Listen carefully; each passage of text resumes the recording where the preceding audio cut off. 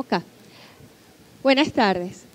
Bienvenidos todos. Estamos en la Feria Internacional del Libro 2023, capítulo Zulia. Para nosotros, como la editorial Monte Ávila, que pertenece a la plataforma del libro del Ministerio de la Cultura, es un placer presentarles el libro Venezuela en su camino al socialismo, de Mario Zanoja e Iraida Vargas. Nosotros como editorial tuvimos el placer de publicar el último libro que escribió nuestro querido profesor Mario junto a nuestra querida Iraida. Entonces vamos a escucharlo, lo van a conseguir en las librerías del sur. Es importante resaltar el trabajo, el gran esfuerzo que hace el gobierno bolivariano para realizar estas publicaciones, para fomentar y difundir el libro, la promoción del libro y la lectura. Entonces, bueno, vamos a escuchar la maravillosa exposición que hace nuestra autora sobre Venezuela en el camino al socialismo. Sí. Bueno, este libro, porque como ha sido dicho, fue escrito por mi esposo Mario Zanoja Obediente, un antropólogo que era mi esposo, y yo. Yo lo voy a relatar cuáles son no solamente los objetivos que perseguíamos escribiéndolo, sino voy a tratar de informar cómo enfrentamos una cosa que es vital para la sociedad venezolana, y es de qué manera, cómo, con quiénes, de qué forma se acerca a la elaboración de una sociedad socialista, que según, como decía nuestro comandante Chávez, es la única manera de lograr lo que el libertador Simón Bolívar continuamente difundió, que era que lo que se debía buscar era la mayor suma de felicidad posible en una sociedad, y para ello hemos hecho una introducción que refiere a cuál es la relación entre la sociedad, la cultura, y cómo lo vemos nosotros, los autores, a partir de una mirada de una antropología comprometida, porque no todos los antropólogos o no todos los resultados de sus investigaciones son de carácter comprometido. Entonces, nosotros establecemos que en esa relación entre la sociedad, la cultura y la creación estética, la cultura, esta cultura de este momento, es una cultura burguesa fundamentalmente, no obstante que tenga elementos, elementos de valores importantes, pero es una cultura burguesa en el marco, gracias, en el marco de la lucha de clases y los antivalores capitalistas. Y en añadidura, por añadidura, esa cultura burguesa surge dentro de una cultura rentista en la cotidianidad de la vida. Entonces, establecemos como una premisa básica para poder pasar a un nivel diferente el que logremos eliminar la cultura burguesa, la lucha de clases y la cultura rentista que existía en la cotidianidad. Como está dicho, incluso en lo que nos antecedieron, hablaban de la producción petrolera, que era la base fundamental de la cotidianidad de una economía rentista que alejaba cada vez más a Venezuela de la posibilidad de llegar a construir un socialismo que la liberara al país todo del dominio de la lucha de clases, del capitalismo en suma. Otro aspecto fundamental en esta parte que aludimos es el que se refiere a cómo se dan los procesos económicos dentro del capitalismo en el marco de una economía cultural que aluda a la producción material, a la producción espiritual y a la conciencia social. Asimismo, a la creación cultural y la crisis de la cultura burguesa. Esos elementos, todos esos elementos que estoy mencionando, lo estoy diciendo muy rápidamente para que sepan que esto el libro lo aborda, pero lo que más me interesa que se conozca es las conclusiones a las cuales llegamos. Bueno, entonces la creación cultural, porque...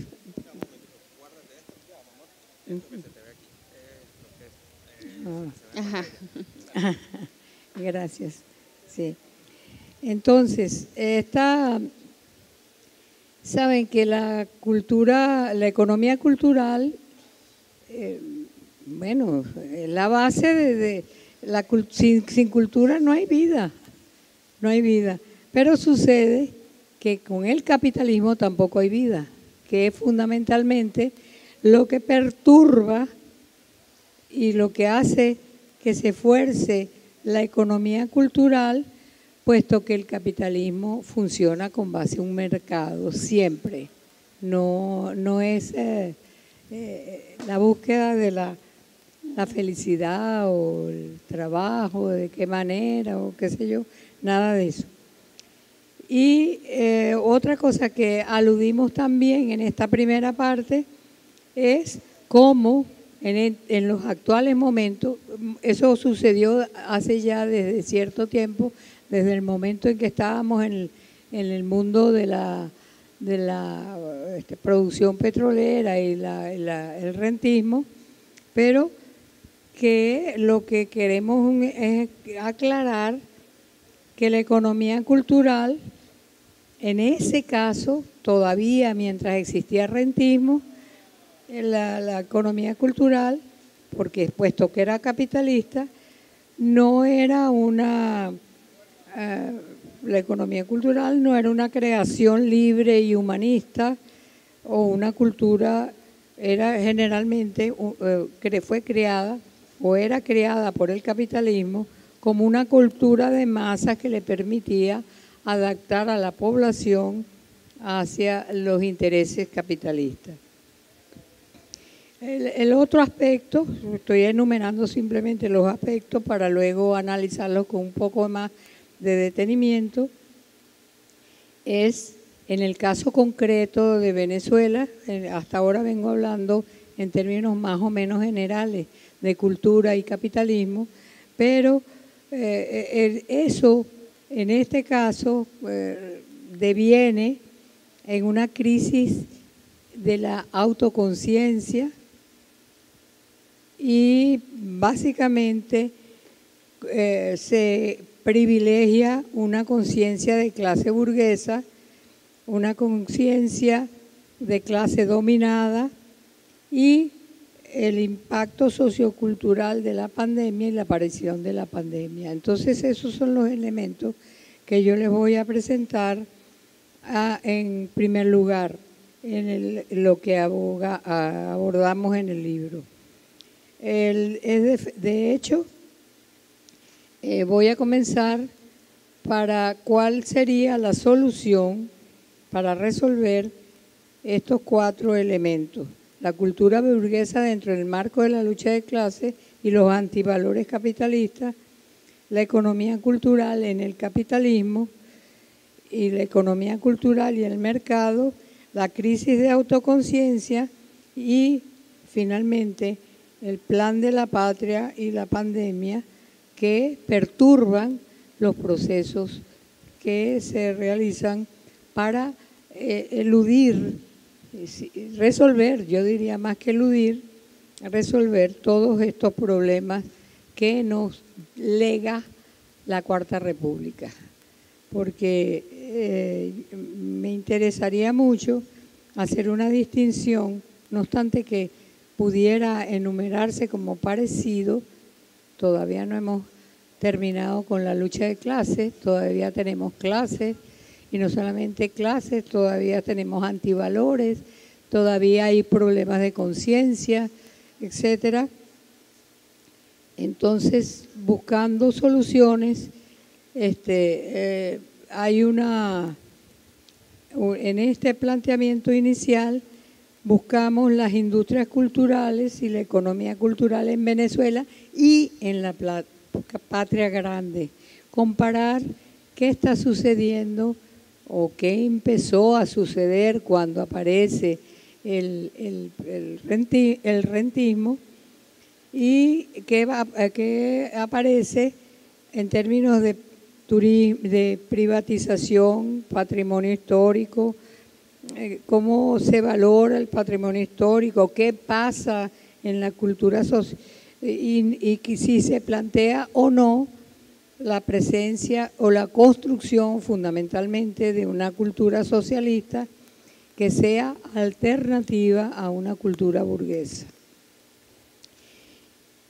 La cultura y la construcción de un modo de vida socialista en Venezuela parte de, sin lugar a dudas, la eliminación de la cultura burguesa y el libro adelanta, este es un adelanto, pero más adelante explícitamente alude qué es cultura burguesa y qué no es cultura burguesa, cuáles son los valores que propiciarían una transformación de la cultura burguesa y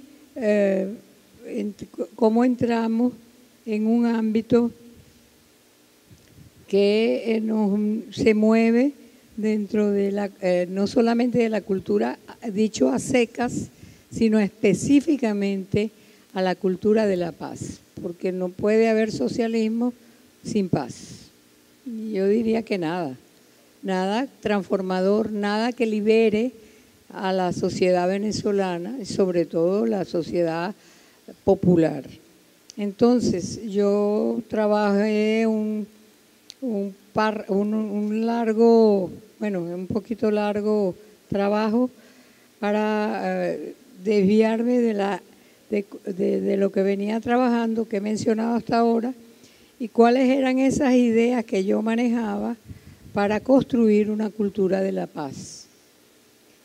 Y entonces esas ideas las concentré en definir qué es una cultura de la paz en primer lugar. En segundo lugar, ¿por qué construir una cultura de la paz? Pues la tercera es qué papel juega el imaginario cultural y la paz, en la paz, sobre la paz. Cómo crear una cultura de la paz. Y lo que me parece fundamental de todas estas preguntas que me he venido mencionando es que la paz no es una cosa que se decreta, la paz se construye. ¿Y quién la construye? La gente. ¿Y quién es la gente que me interesa o que nos interesa? Aquellos que aspiramos a tener una sociedad socialista. ¿Cuál es la paz que nos interesa? Pues una cultura de la paz que surja de la subjetividad popular, del convencimiento, no de que tiene que ser así porque yo te lo digo. Y entonces se genera, a mi juicio, de manera necesaria, la lucha por la paz. Porque la construcción de la paz es producto de la lucha por su construcción. Y en esa guerra En esas luchas hay que analizar, o yo pretendo analizar, o Mario y yo escribimos sobre ello, cómo tratar a la guerra psicológica bajo la cual está sometido el país popular. En segundo lugar, ¿cuáles son los principales objetivos perseguidos por los grupos fascistas influidos por la guerra psicológica? El tercero, la paz y la Asamblea Nacional, que no es la que tenemos ahora, han habido transformaciones, porque esto antecede, esto es lo que Mario y yo consideramos en el momento para analizar, para una construcción de la cultura de la paz, que no nos vengan a decir, mira, la paz es la paz de los muertos, esos que nos han venido aplicando. Y finalmente, en relación a las ideas para la construcción de una cultura de la paz, es importante ver la paz como proceso de transformación social y que el convencimiento tiene que ser popular. Los llamados líderes son las características que mencioné antes, son partícipes de eso, de una cultura burguesa, del afán de las culturas, ¿cómo se llama? Que construyen las industrias, que construye el capitalismo. Y no solamente porque los estadounidenses son terribles, sino que el pueblo esté permeado en todas sus acciones, en todos sus valores, que no se plantee la lucha contra la industria cultural. Entonces, creo que todo esto lo mencioné ya. ¿Qué persigue un fascista?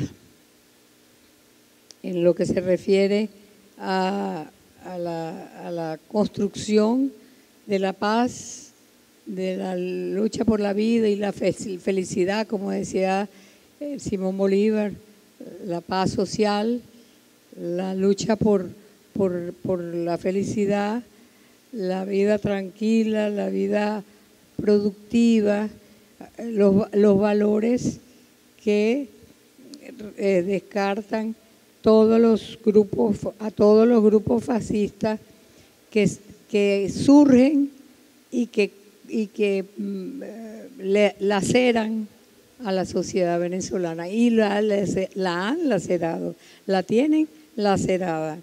Y esos logros, que son espantosos, surgen, creo yo, o han surgido, y Mario y yo creíamos, por los grupos fascistas influidos por la guerra psicológica. Y la paz y la Asamblea Nacional, que yo mencionaba antes, tiene que partir de la transformación social. No puede haber una Asamblea Nacional que esté con Guaidó y una paz y una Asamblea Nacional que se plantee que lo primero que hay que hacer es transformar la conciencia del pueblo, transformar la conciencia del sufriente pueblo venezolano y lograr la transformación social. Por eso el trabajo, el libro, se califica a Venezuela y su vía hacia el socialismo, porque es el socialismo el que garantizaría que hubiese paz, que no hubiese fascismo, o si lo hay, la lucha fuera exitosa, la lucha contra eso, que es la que garantiza que haya paz, etcétera. Entonces, ya he entendido que todo esto está bien narrado y explicado, detalladamente explicado en el libro. Entramos, Mario y yo, a a definir qué entendíamos nosotros a base de reflexión para que se pudiera hablar de una vía, y por eso de ahí viene el nombre del libro, una vía hacia el socialismo bolivariano venezolano. No es, no tiene otro apellido. Entonces, lo siguiente es que en esas reflexiones, y si teníamos un orden, en primer lugar, consideramos que para construir el socialismo, cualquier sociedad tiene que tener un conocimiento de la ciencia de la historia, porque la ciencia de la historia es el fundamento principal para la construcción del socialismo del tipo que sea. La investigación histórica debe ser militante, como decía el camarada Marx, y el socialismo debe ser bolivariano, como decía nuestro libertador. La investigación debía ser militante, decía, y debía estar planificada esa investigación en términos totalmente territoriales. Nadie podía decir, mira, yo voy a hacerlo en Cumaná, pero Maracaibo que ni se entere, no me interesa. Entonces no hay posibilidad de deslastrar o de eliminar la conexión, la articulación más bien de esto que venimos hablando, la investigación militante en Venezuela y la planificación territorial.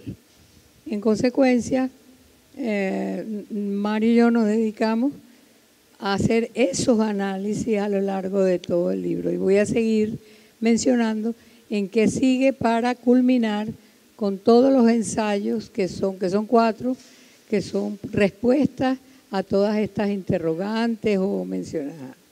Entonces, la cultura y el socialismo requiere de cambios en la organización social y la aparición de un socialismo venezolano del siglo XXI, no del siglo XIX ni del siglo XX. Segundo, un humanismo socialista, donde la praxis cultural del socialismo se refiera de manera necesaria a la cultura, a la sociedad, y la cultura en términos de valores, y la sociedad en términos de lucha contra los antivalores. La cultura y la educación socialista, porque el poder popular y la lucha ideológica no cae del cielo, como dicen los filósofos. La cultura socialista tiene que ser construida, y no por un agente marxista, capitalista, sino que tiene que ser construido a base de la estimulación, la aparición en primer lugar y luego la estimulación de un sistema de valores que esté anclado en esa cultura socialista y que siempre el sujeto que actúa sea el poder popular y se enfrente a una lucha ideológica anclada en la psicología, en el problema subjetivo que tenemos desde cuándo. Desde cuándo estamos metidos en ese mundo subjetivo terrible y qué sé yo.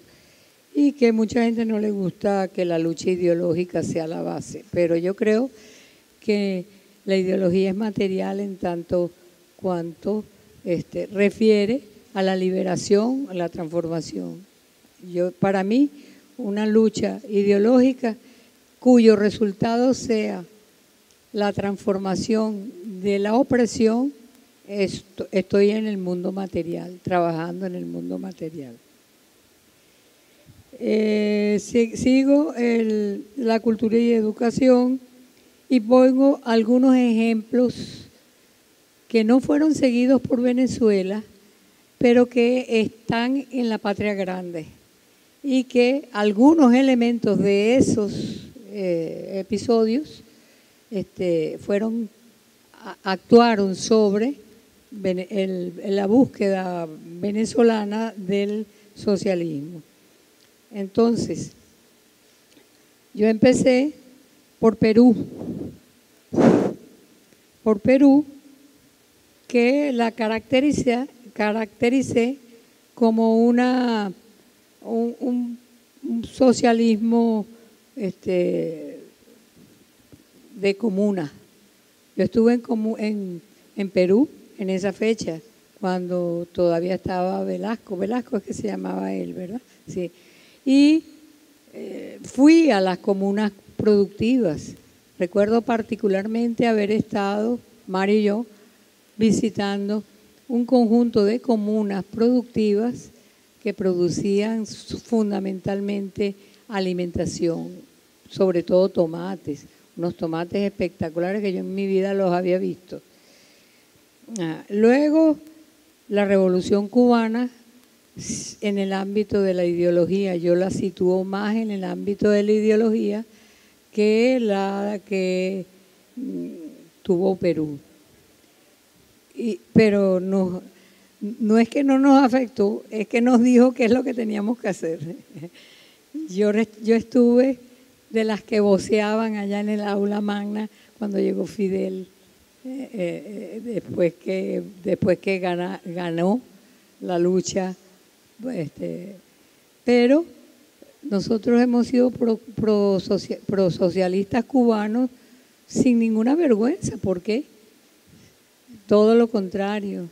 Claro. Nos sentimos, yo tengo, no sé cuántos alumnos y alumnas les di clases que estaban regresando después de que habían ido a Cuba para formarse en el socialismo y lo que significaba una cultura socialista. El siguiente que trabajé fue el de Nicaragua, que lo aludí como humanismo cristiano solidario. Mire, yo estuve en Nicaragua y yo decía, ¿pero qué es esto? Esa cantidad de monjas que se tiraban así de rodillas a pedirle al Altísimo que las ayudara a liberar a Nicaragua. Los ayudó, yo no sé si fueron las monjas, las oraciones, o fue la lucha guerrillera, el convencimiento, el cambio en el sistema de valores total, el manejo de una ideología. Por lo menos yo me sentía, yo decía, ¿cuándo voy a pasar eso en Venezuela? Quiero que vayan para allá. Bueno, entonces ya mencioné Perú, la Revolución Cubana, el humanismo cristiano solidario. Eso era maravilloso, aquella multitud en un espacio, 2 veces esto, que gritaba y que hacía lo que fuera por acabar con Somoza y con toda su barbarie y todo lo demás. Luego entré en el Chile de Salvador Allende, que lo califiqué como una revolución abortada. Sí, ciertamente yo recuerdo que cuando se cumplió el centenario del nacimiento de Allende, nosotros fuimos de la Embajada de Venezuela a llevarle saludos, flores, qué sé yo, y los señores esos que estaban por ahí diciendo, me dijo, si vuelve a levantar el puño, me la llevo y la monto en el caballo. Estaban así rodeándonos a todos los que gritábamos por Allende. Y fue una civilización abortada, como decía. Y Bolivia, que ha sido la otra experiencia en la Patria Grande, como la búsqueda de un socialismo, pero en este caso ese socialismo era originario y plurinacional. Ahí había de todo. Yo también estuve ahí, en Bolivia.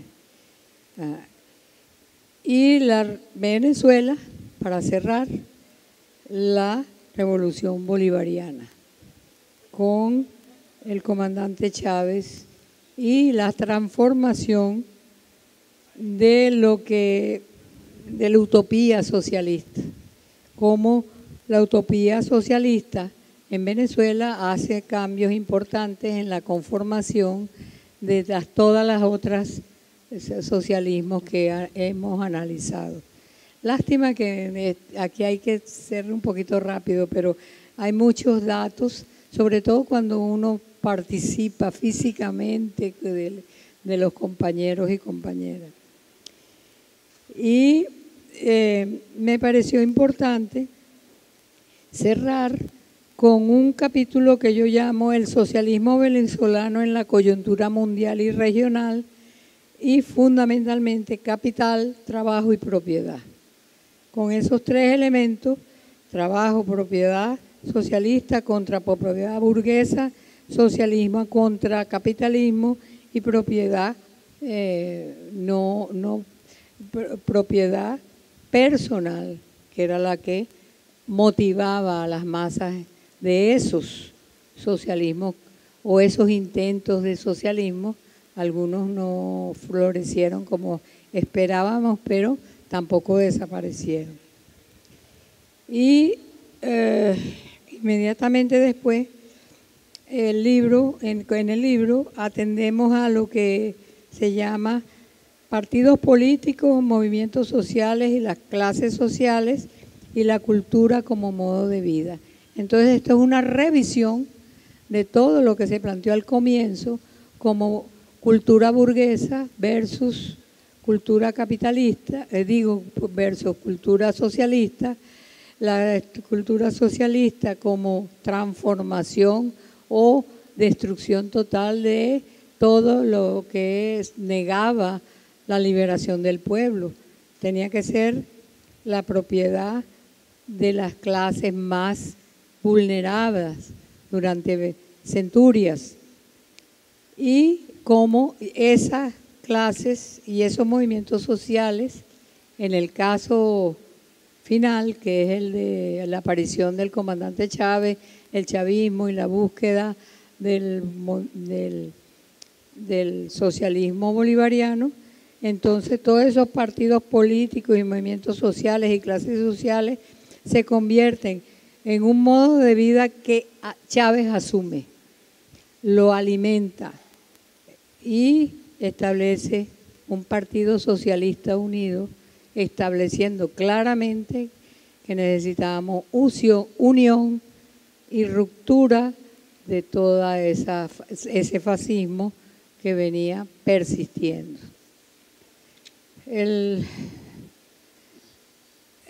Sin embargo, bueno, no les voy a echar cuento a quien sabe historia, ¿verdad? Pero la guerra económica y el bloqueo financiero es el que produce un bloqueo del trabajo. El trabajo como factor de liberación de las trabajadoras y los trabajadores, bueno, prácticamente entramos en una fase donde aparece desde Pecor robándose el dinero de los trabajadores hasta todo lo que ustedes quieran mencionar. Y yo decía que Mari y yo, porque yo era más, él me decía que yo era más ilusa. Luis conoció a Mario perfectamente, fueron grandes amigos. Pero yo no quería pensar que el socialismo no era uno con una ética, que esa ética le importaba si era Fidel, si era Chávez o si era cualquiera, pues. Ese era yo luché mucho en esto, porque le decía a Mario que la única manera como lográbamos lograr esa transformación que se plantea al comienzo de cuando empecé a leer, era que el pueblo se convirtiera en sus propios sujetos.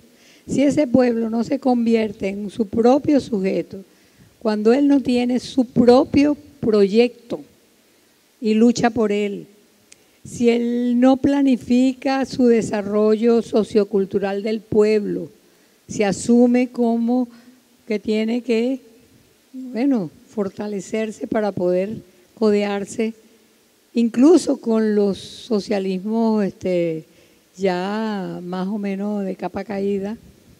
Entonces, yo planteé cómo tomar en cuenta todo lo que el presidente Chávez, que ya para esos momentos había aparecido, y él estimuló. Yo creo que él es el creador de que el pueblo se asuma como sujeto. No es que, de repente, no, para que no me quiten la mandarina que voy a agarrar de la mata, no. Entonces, para eso hay Chávez aplica las misiones. Las misiones, yo creo, no todas, pero hay algunas. Yo tengo un libro que esto me forzó a hacer un libro específico. Yo creo que Luis lo leyó, que es El pueblo sujeto venezolano. Y cuáles fueron las alternativas que se le plantearon ante el poderío que traía la burguesía o ante la fortaleza que traía el pueblo en algunas regiones del país. Completamente, cuando ellos llegan, cuando el pueblo venezolano de esa época decide que ellos van a tener su forma de vida, van a ser los que deciden qué se hace, que van a ser los que dirigen. El pueblo se dirige y establece sus autoridades si es que son necesarias. Ahí ya estoy ante un sujeto. Y al tenerlo, entonces Chávez comienza a darnos dos elementos fundamentales para que eso sea posible o se enriquezca, que es el surgimiento de la ciudad comunal, porque tiene que ser, la comuna tiene que ser el origen, no es que tiene que ser, es que es el origen, porque a nadie se le ocurra, mire, yo voy a ser jefe, no, espérate, yo tengo una comunidad que tiene estas convicciones y que tiene estas otras necesidades. Total, vamos a hacer un proyecto comunal y dentro de ese proyecto comunal el comandante Chávez nos dio, cantidad de cosas que nos ayudaron en ese sentido. Empezaron a aparecer, después que el sujeto pueblo aparece, que es la constante histórica, porque si no hay pueblo, no hay guerra. Si no hay guerra, hay lucha de clase. Y si hay lucha de clase, no hay sujeto popular. Entonces, en ese sentido, Chávez estableció el camino hacia la transformación socialista, lo definió. Yo creo y yo lo sostengo. Ese camino hacia la transformación socialista requería, como hizo Chávez, de las misiones y las grandes misiones. Esas misiones eran sociales y estaban estructuradas en comités locales de abastecimiento y producción. De manera de que eso permitía que se consolidara lo comunal, y lo comunal era la comunidad, que la gente tuviera que comer, la gente tuviera dónde vivir, la gente tuviera cómo existir y que no se fuera a dormir esperando que lo iban a matar a la medianoche. Entonces, Chávez hizo una cosa que a mí me encanta. Mario me decía, pero ¿cómo vas a decir que te encanta para explicarlo? Y le digo, bueno, a mí me encanta. Y es que él define una estrategia para tratar a todos aquellos grupos sociales proletarios hasta ese momento en la estrategia del punto y círculo que él llamaba, que era, había un punto que estaba produciendo arroz en cantidades y bueno, y él era obligante que en un cierto diámetro nadie violara la disposición del punto y el círculo supliera las necesidades. Otra cosa que me pareció fundamental, eso me llegó como 18 páginas nada más, pero no puedo adelantar tantas páginas aquí. Entonces, él planificó el desarrollo sociocultural del pueblo, Chávez, y se lo sugirió. Y el pueblo, no obedientemente, sino convencido, aplicó la estrategia del punto y círculo y eso llevó a la comprensión del pueblo de que la cuestión nacional solamente se resolvía por la cultura y la revolución mediante una guerra mediática contra la cual había que luchar y que se fortaleciera. Yo digo aquí la subjetividad, pero él tiene un maravilloso, yo lo tengo en mi casa, un maravilloso folletico de como de 20 páginas sobre lo que es la conciencia y lo que es la conciencia no solamente revolucionaria, sino que esa revolución sea totalmente transformadora, pacífica, generosa, con los más altos valores, imitando a lo que el padre Bolívar nos legó, que era que todos esos valores fueran la mayor suma, le diera al pueblo la mayor suma de felicidad posible y la resistencia para continuar en la lucha. Luego me pareció importante mencionar aquí que esa cuestión nacional que trata la cultura y la revolución, que lucha contra la guerra mediática porque transforma la subjetividad en un fascismo terrible y que impedía la planificación del desarrollo sociocultural del pueblo. Entonces empecé a trabajar la cuestión femenina, de cosas que yo venía trabajando desde la época en que la Luxemburgo andaba por el mundo, pero yo no estaba en esa época, pero lo pensaba, sí.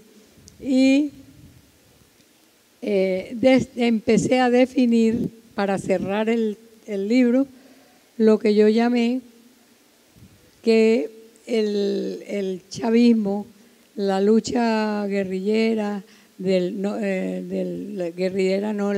lucha de la guerra mediática contra la guerra mediática, el socialismo bolivariano, tomando las ideas de Bolívar y de Sucre y de todo lo demás de eso, ellos.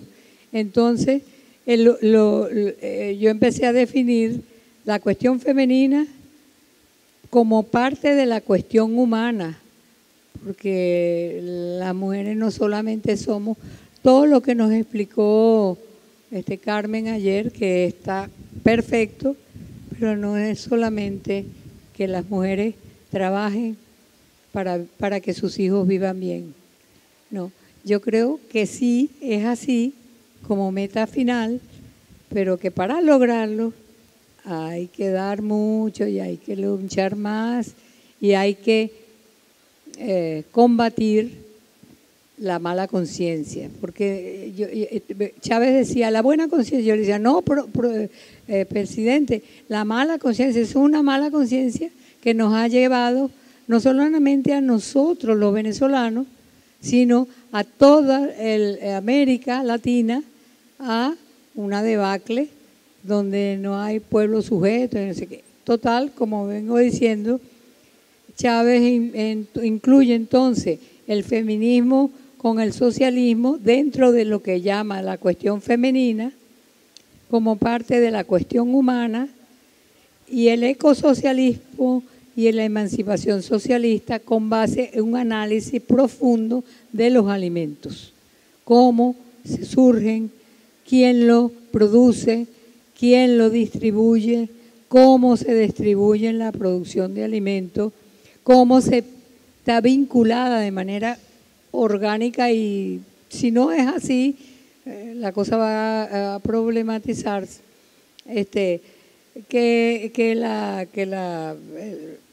¿Cómo se llama? La producción de alimentos y todo eso está anclado dentro de la producción de alimentos, en la conservación ambiental y en la soberanía agroalimentaria. Y se es soberano solamente construyendo un socialismo concreto, que es la ciudad comunal o los pueblos comunales.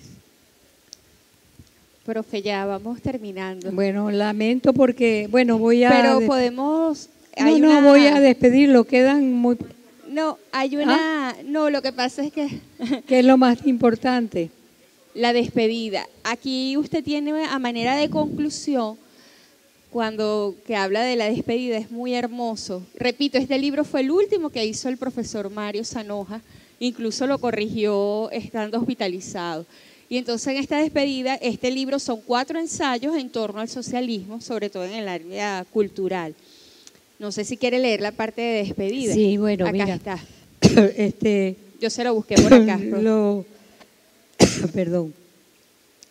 Yo dividí para despedir a los trabajos y sus resultados, porque aquí están los problemas y las propuestas de cómo resolverlos, pero lo despido diciendo que voy a analizar la razón humana, la razón amorosa en la praxis política de Chávez. Chávez amó a Venezuela ciegamente, sin ningún prejuicio de ningún tipo, y esa razón amorosa de Chávez y la razón humana y en el Chávez bolivariano, ¿dónde es que la puse? ¿Dónde fue? La despedida está acá, yo se la busqué. Sí, es que ya, bueno, un poquito, bueno, estoy hablando de búscate otro vestido. Y entonces yo decidí que como tenía primero que probar fehacientemente todos y cada uno de esos aspectos, pude probar algunos. Por ejemplo, escribí La cultura de la paz, y a donde iba todo el mundo, ¡ay, qué bueno! Ella sí es buena, todo, yo sé qué. Todos los elementos que significaban que ese elemento popular que estaba ahí estaba entendiendo que yo no lo estaba manipulando, que yo quería vivir en paz, tener comida, tener trabajo, tener el orgullo de no ser una ignorante, porque no se olviden que en estas razones que mencioné, Chávez nos dio ¿cómo se llama? Que todo el mundo leyera y escribiera, ¿cómo es la misión Robinson? Sí, a través de las misiones educativas eliminó el analfabetismo, claro, ayudado por Fidel y por Cuba, pero creo que esto está más o menos, no es poca cosa, y yo tengo algunos trabajos que he ido desglosando, pero espero y en Dios que en alguna otra feria termine contándole qué le pasó al fascismo si se aplicaba eso. Entonces decidí hacer esto que llamo despedida. Queremos despedir este texto reafirmando nuestras palabras anteriormente expresadas.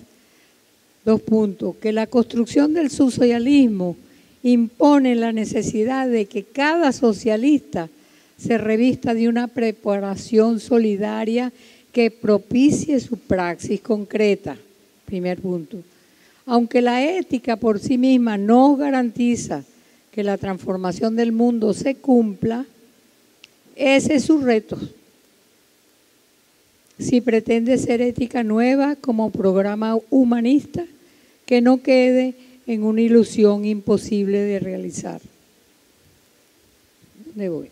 Las y los socialistas, las y los revolucionarios, las y los bolivarianos, con las grandes ideas sociales de Bolívar y Chávez a la vanguardia, debemos luchar por la defensa nacional, la defensa de la patria y prepararnos para el cambio individual de lo bueno para lo mejor, el cambio colectivo de la ignorancia al conocimiento y el cambio social que debemos propiciar en todos los espacios y en todos los territorios de la patria.